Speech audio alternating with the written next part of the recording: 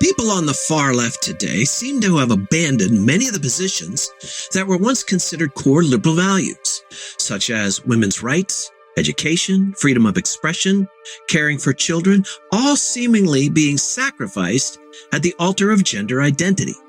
What's behind this ideological shift? We'll be engaging in a frank, no-holds-barred conversation about this. Plus, we're back with another PoC Top 3, as well as news you can't use. All this is next on the Physics of Civics. Welcome to the Physics of Civics, where free speech is still free and common sense won't cost you a dime. Like, follow, share, and subscribe for valuable insights. This episode of the Physics of Civics is brought to you by Savage Soaps. Shop SavageSoaps.com for luxurious plant-based soaps and other skin-loving products for men and women. Get wet with Savage. The Democratic Party has really leaned into and invested fully in this virtue signaling thing, Phil. Oh, yeah. They're all about splitting people into groups. We know that. Their identity that's politics, what they've got. Yeah. Race, religion, sexuality, which we're talking about today. Right. Big on social justice and inclusivity. Or so they say. Showing everyone they're on the right side of things. You know, you see it everywhere. Right. You see it in their hashtags. You see it in their, rainbow and Black Lives Matters profile pics. And you can hear it in the smug disdain that they have for everything that's not far left. You pull up on a car with a bumper sticker that says, coexist or save the whales or something. And you know exactly what you're dealing with, right? Right. It's like they need to show you they're the good guys, Yeah. They're the ones with integrity and virtue. Right. They frame it in, as in fighting for fairness and inclusion. But sometimes it just feels like performance art to me. I think yeah, it sure does. Do they actually believe that there are a dozen genders and then a man can change into a woman or vice versa anytime they want? Do they believe that? Or are they just caught up in their own hype trying to out-virtue each other? I think that's a great question, Jay. I think you're onto something, because as soon as they have gotten one position, the virtue signaling aspect kicks in and they have to out-radical. They've got to go even further to the extreme. And every time they do that, they chase people away. And there's nobody left but the absolute extremes.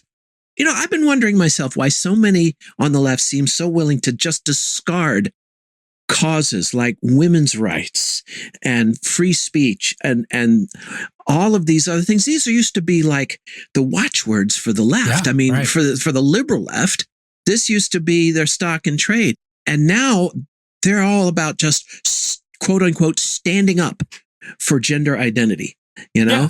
And throwing out all those other true virtues that they've had for decades and generations.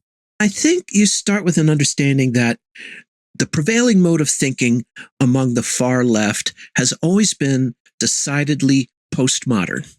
We've discussed this on another episode. You want to subscribe so you get our episode on truth, but postmodernists generally don't believe in objective truth. They believe that all truth is relative. That's kind of what's driving this. Right. Truth isn't flexible. Truth is truth. Well, there are some things that are flexible. There are some things that are, where perception is reality. But there are other things that the fact is what the fact is. And you can play all the existentialist mind games you want, but the facts are what they are. There's so many examples, Phil, of the left's lack of adherence to or belief in truth. This subject we're talking about today is a great example, but you can look at their flimsy interpretation of the Constitution or of our laws. Mm-hmm. They're perfectly comfortable ignoring what truth is, and pandering to the gender identity crowd is just one more example of ignoring obvious truth for what they view as a better good, I guess, right? I guess. And I think this issue of gender identity is a great example, just like you say. When you view this through that light and through the light of power politics, which is what it eventually comes down to, what seems clear to me is that this is not at all about social justice or equal rights or anything like that. What we've got here is an actual assault on objective truth itself, and by extension on freedom of thought. And here's what I mean. Assuming we're not in full-blown existentialist mode and just questioning reality itself, it seems to me that there are some things that it is possible to know. And of those things, there are very few about which one can have a more personal, experiential knowledge than one's own sex. Right. It is, after all, an essential part of who we are, physically, mentally, emotionally. Mm-hmm. I think from a very young age, we all understand, that there are mommies and daddies, there are boys and there are girls. And by a certain age, we all figure out which one we are. How we might come to feel about that may be a different matter entirely. But we're all well aware of the truth about our own sex. This seems pretty obvious to me. And we'd love to hear your comments on this. Notice now that I use the word sex here and not gender. They're not the same. It's the grammar Nazi. Well, but in this case, it's not just nitpicking. The appropriate word to use here is sex, not gender. Some might say, okay, that's splitting hairs, or that's, a distinction without a difference. No. And I understand that it's kind of common knowledge nowadays to use those words interchangeably, but they're not really the same. I am a grammar Nazi. That's what I do. I make my living as a writer and editor, and it's my job to know the English language and to make these kind of distinctions. And the word gender used correctly does not refer to male and female. Sex refers to male and female. Gender refers to masculine and feminine. Mm-hmm. And I think that's an important distinction to make, because here's the difference. The degree to which one can be considered masculine and or feminine is purely a matter of perception and opinion. A person can certainly exhibit masculine and or feminine traits in any number of different ways and can change them in any way that suits them. Why? Because gender is a subjective quality. Whether one is male or female, on the other hand, is not a subjective opinion. It's a biological fact. It's an objective truth. I don't know there's anyone getting around it. If you think there is, let us know in the comments. Yeah, look, whether you're male or female isn't an opinion. It's baked into your biology and your DNA, right? It's in your DNA. You can't swap your sex any more than you can decide you want to be a giraffe or something. It's not a feeling, it's a fact. As much as I would love to be a giraffe. Oh, me too. That'd be awesome. But who wouldn't, right? Imagine you could reach for stuff on the top shelf. Oh man, it'd be great. For folks with a super progressive, postmodern vibe going on, especially the far left, it creates a headache for them. Well, it does. The whole deal hinges on saying there's no such thing as absolute truth. What it comes down to. So, of course, they've been pushing hard for years to muddy those waters on this particular subject. Well, I think that's true. I think they want to blur the lines of biology and reality. Right. We all feel that pressure.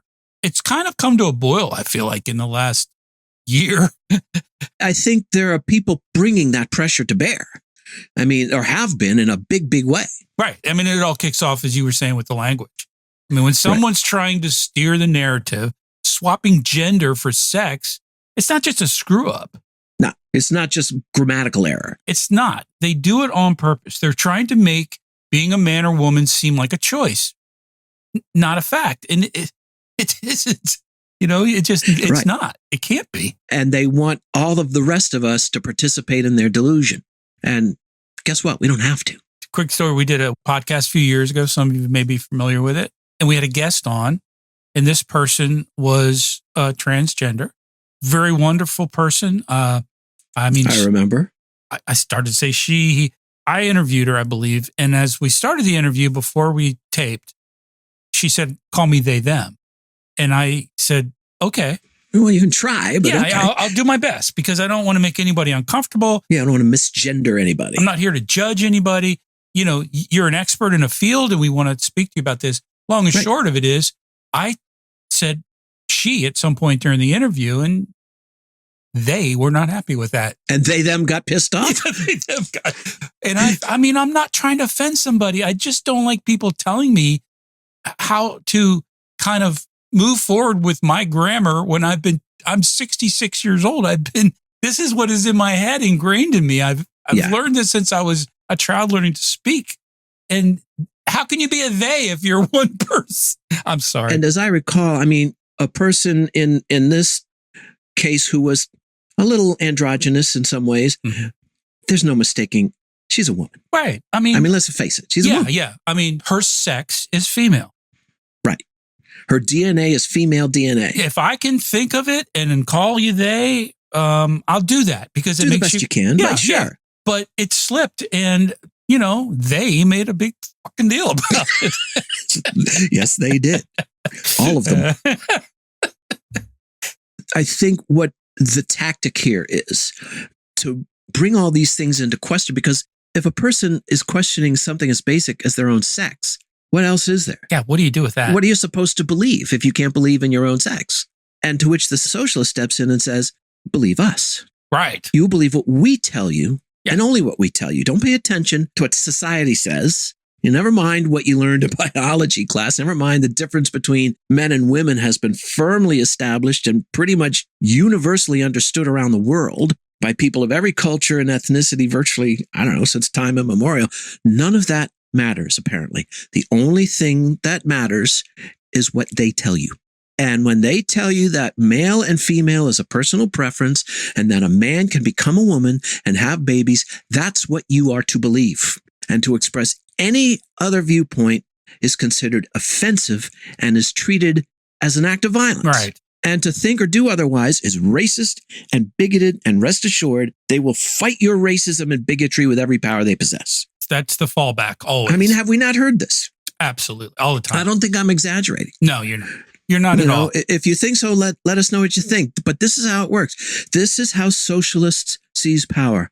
Not by open debate or persuasion, the way free societies are supposed to operate, but by threats, intimidation, and fear. And they start with something as fundamental and basic as male and female, and they browbeat you first into accepting their definitions and shame you into adopting their language like this woman did. And then it's easy to force you to comply with their rules and enact their policies. And so often you do, because you don't want to rock the boat. I mean, I'm not here to offend anybody. No. The problem is the judgment that they put upon you if you don't 100% comply with their requests. And it's not a request, it's a demand. It is a demand, and they don't get to demand It's important to say probably that in no way am I homophobic. People I love very much in my family and friends who You can't spend an entire career as a musician and be homophobic. You can't do it. Find another job. The difference is I don't think about it. It doesn't matter to me. You're a person, and I care about you as a person. It's this judgmental attitude. Well, you must think the way I do, or you're a lesser person than me. I am an elite person. I am better than you because you don't acquiesce to my feelings.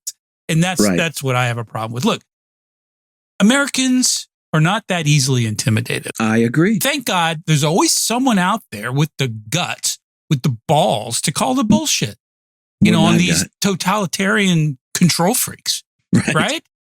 And we know who that someone is. We know who that someone is, And since this person's come along, others have followed, and they're no longer afraid, right, Phil? I mean, they're willing to stand up and say, "Wait a minute, I've been following this too long. I'm done with it. No, I'm not calling you a they because you're one person." Right. And the groundswell for that has been enormous. The groundswell of free Americans saying enough already has been huge. That period is moving away. I think it's over. Yeah. I think those of us on this side of the fence have been so tolerant and have worked so hard to make people comfortable and not rock the boat. Right. Those days are over, man. Yeah, long gone. Yeah, that's our 2 cents, folks, on a heated topic, I might say. Yeah. And if you've got a different take or you want to say we're full of crap or you want to agree with us, drop a line in the comments if you would and tell us exactly what you think. Well, now that brings us to our PoC Top-3. And this week's topic, now that we're coming into the end of summer and moving into fall, is top 3 favorite carnival foods. And over the last few months, we probably have gotten our fill of these, and I love them all. Yes, sadly, me too. I mean, I got the gut to show it. Especially when you spend a week at the beach and you just stuffing your face with all this crap. Yeah, it's so I good. hear you. Jay, why don't you start us off and give us your top 3 carnival foods? I live out in the country. I live on the water, way down in the boondocks. There's right. some small towns around. We went to a festival last week. They do once a year. It's like the close of the fisherman season or something. I had the experience to taste some of these foods. Right. My number 3 is an old favorite, kettle corn. Ooh. I mean, I don't eat kettle corn at home. So it's, once every couple of years I go to one of these functions, and I'll have, and it's that mixture of salty and sweet. That's very good. Yeah. I love that stuff. Yep. My number 2 is something I really just tried for the first time a year or two ago. And that was this, I mean, I'd heard of it, but these deep fried candy bars, and specifically I had a deep fried Snickers bar, and I thought, man, that sounds so weird and gross. And did it change your life? Oh my God. Yeah. That was delicious. And my number 1, Phil, is something I just tried last weekend when I went to this. I never heard of it before. Right. Food truck had it. I will say this, if you're going to get this one, you might want to be close to home, if you know what I'm saying. It's a hot beef sundae. Ooh, that's. I know it sounds weird, but I saw it and I think sounds a little racy there, Jay. Hot beef sundae. It comes in a cup like an ice cream sundae, but what it is, it's mashed potatoes and gravy with like this marinated beef. It's got like cheese in there and a couple of cherry tomatoes and some green pepper. Anyway, it's all of the food groups. Oh my God. Let me tell you, you're not going to be jumping on the roller coaster after you eat that thing if you know it's good. Yeah. Well, how about you, buddy? What's your top 3? Well, I just realized this, and this seems to be kind of a pattern here, is that carnival foods are often deep fried. Yeah. You think? Number 3 is the corn dog. Oh, yeah. You dip a hot dog into cornbread batter and you deep fry it. And they're delicious. You get a little dipping sauce, maybe some mustard or something, or you can just eat the damn thing the way it is. It's so good. Yeah. Number 2, and there's a lot of different varieties of this funnel cake. And it's just pancake batter, deep fried into this great big basket weave thing. And you can just slop on anything you want or nothing at all. Usually they just dust it with some powdered sugar, but you can put strawberries or whipped cream or ice cream or anything on it. It's so freaking good. Hold on. I got a call coming in. Oh, that's my cardiologist. You're getting clogged arteries just listening to this. Well, number 1 is kind of a variation on yours, deep fried Oreos. Yes, if you've ever had. Now, Oreos, just start with, like the Snickers bar, can't go wrong. Is a perfect food. Yes. In and so on, but even rendered even more perfect by dipping it in something and deep frying it in oil. It gives you the best heartburn you ever had. What do we miss, folks? Leave us a comment. Let us know your favorite carnival food. Your favorite carnival. Oh, and honorable mention is the frozen lemonade. That's not deep fried. No, that's you got to have that to wash the That's rest just down. Sugar. Yeah. If you want some useless information, we have that.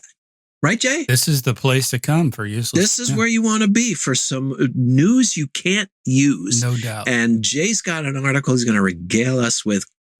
Give it a whirl, Jay. I don't know how closely you follow the news. Did you hear anything about this stuff that went on January 6th? Something about they stormed the... You hear about that? Oh, wait. Yeah, that was kind of all over. Yeah. Anyway. January 6th. Yeah. Okay, so you probably did catch something on TV about I that. might have heard a little bit about that. Do you remember seeing that dude? He was wearing like a Viking hat with horns on it. And oh, yeah. Remember that dude? Okay, well, he's in the news again. This is from the Phoenix New Times by TJ I don't know how you pronounce his name. It's got an apostrophe in there and a bunch of vowels. Anyway. So that dude, who they called the Q-Anon Shaman, all right, he is now filing lawsuits up the yin yang. All right. I think we're talking about somebody that's seriously psychotic. He's suing Trump for, you ready for this? $40 trillion. $40 trillion. Yeah, this is like legit. This is a real thing. It's in the news. It can't be a lie if it's online on the news, right? Well, it's got to be true. Arizona resident Jacob Chansley, better known to America as the QAnon Shaman, who stormed the U.S. Capitol on January 6th in a striking horned warrior outfit, is suing a host of entities, including the federal government and President Donald Trump, for $40 trillion. What? For what? Well, we'll get to that. Oh, okay. In the process, the Phoenix resident is claiming that he is the rightful leader of the United States. Ah. Well, why didn't he just say so? I know, right? In a rambling 26-page complaint that consists of a single paragraph that reads like a manifesto, Chansley alleges that his First, Fourth, and Second Amendment rights have been violated by a host of parties that are loosely related at best. Named as defendants are Trump, the Federal Reserve, the National Security Agency, the International Monetary Fund, the World Bank, the Bank of, it keeps going, Elon Musk. All the usual suspects. Yeah. Warner Brothers. I mean, he's suing Warner Brothers Studio. So anyway, I don't think this guy's playing with a full set. He says that, Chansley says that the supposed cabal allegedly engaged in a conspiracy that systematically violate the American people's constitutional rights. Might have a little point there, but I'm just saying. Chansley, who is representing himself, filed the suit Monday in Maricopa County Superior Court. Given that it contains federal claims, albeit wildly suspicious ones, it likely belongs in the U.S. District Court. Tell you where it belongs. Yeah. Chansley did not respond to inquiries from the Phoenix New-Times. Think this will go anywhere? I think it'll go somewhere. You think, not where he wants it to go. I think it'll go down the crapper. I wonder if like CNN will have one of those little chyrons on the bottom with a clock. How long till he gets his $40 billion from Trump? Waiting for that. So yeah, don't hold your breath. Now, this might be our all-time best news that you definitely can't use. I can't use a bit of that. That's our show once again. We're glad you joined us. Don't forget to like, follow, share, and please hit that subscribe button. We got so much good content. We will see you back here next time on The Physics of Civics.